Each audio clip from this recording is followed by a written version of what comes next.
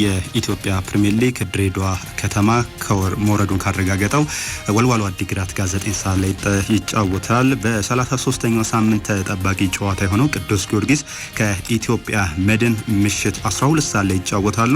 ኢትዮጵያ መድን የዛሬውን ጨዋታ የሚያሸንፍ ከሆነ የኢትዮጵያ ፕሪሚየር ሊግን ለመጀመሪያ ጊዜ ማሸነፉን ያረጋግጣል። ከዚህ ቀደም ሁለት ዋንጫዎችን ነው ያነሳው። የኢትዮጵያ ፕሪሚየር ሊግ ሳይሆን የኢትዮጵያ ጥሎ ማለፍ ዋንጫ 1987 እንዲሁም 1994 ለመጨረሻ ጊዜ ዋንጫ ያነሳበት ዘመን ነው። ኢትዮ ኤሌክትሪክ ጋር ባደረገው ጨዋታ በወቅቱ በመደበኛ ደቂቃ 3-3 በመለያ ምት በማሸነፍ ከ23 ዓመት በፊት ዋንጫውን አሳክቷል። ዛሬስ በተለይ ከ1936 ጀምሮ የኢትዮጵያ ሻምፒዮና ነበር እስከ 1989 ሲባል የነበረው። በዛን ወቅት በነበሩ ዓመታት 25 ክለቦች አንስቷል። ከ1990 አዲስ የኢትዮጵያ ፕሪሚየር ሊግ ተብሎ ከተዋቀረ በኋላ 9 ክለቦች ናቸው ዋንጫውን ማሳካት የቻሉት። 10ኛው ቡድን በአጠቃላይ ደግሞ 26ኛው ቡድን ኢትዮጵያ መድን ዛሬ መሆኑን ያረጋግጣሉ የሚለው ተጠባቂ ሁነት ነው።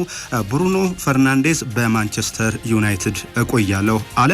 እንደሚታወሰው ብሩኖ ፈርናንዴዝ ከአልሂላል ጋር ከሳውዲው ክለብ በስሙ በስፋት ሲነሳ ነበረ።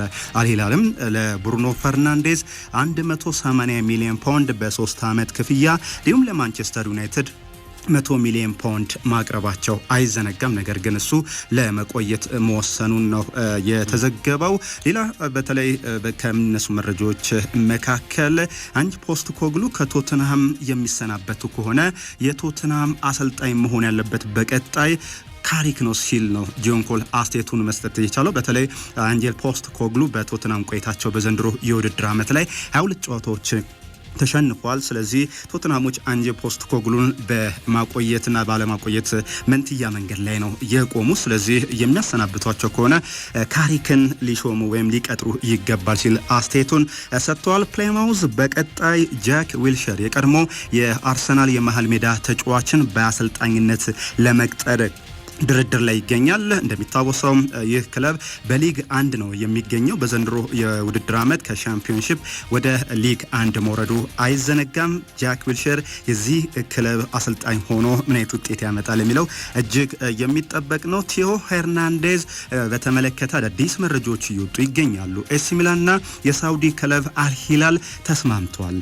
ሁለቱም ክለቦች ማለት ነው። ይህን ተጫዋች በተለይ ኤሲ ሚላኖች 30 ሚሊዮን ዩሮ እና 5 ሚሊዮን ዩሮ በተጨማሪ ለማግኘት ከክለቡ ጋር ተስማምቷል። ነገር ግን ቲዮ ሄርናንዴዝ አለመስማማቱን ነው እስካሁን ድረስ በግል ጉዳዮች ላይ የተወሰነ ያለው። ስለዚህ ተጫዋች በቀጣይ ተስማምቶ ወደ ሳውዲ ሊግ ሄዶ የሚጫወትበት እድል ይኖራል የሚለው እጅግ ተጠባቂ ነው። ሌላ ጆብ ቤሊንግሃም የጁድ ቤሊንግሃም ታናሽ ወንድም ነው። በሰንደርላንድ ነው የሚገኘው። ነገር ግን የወንድሙን ፈለግ በመከተል በቀጣይ የቦርሻ ዶርትመንድ ተጫዋች ለመሆን መወሰኑን ነው እንዲሁም የተዘገበው። ይህ ተጫዋች በቀጣይ የወንድሙን ፈለግ ተከትሎ ምን አይነት እምርታ እንዲሁም ምን አይነት የጨዋታ ብቃትን ለዓለም ሕዝብ ያሳያል የሚለው እጅግ ተጠባቂ ሁነት ነው።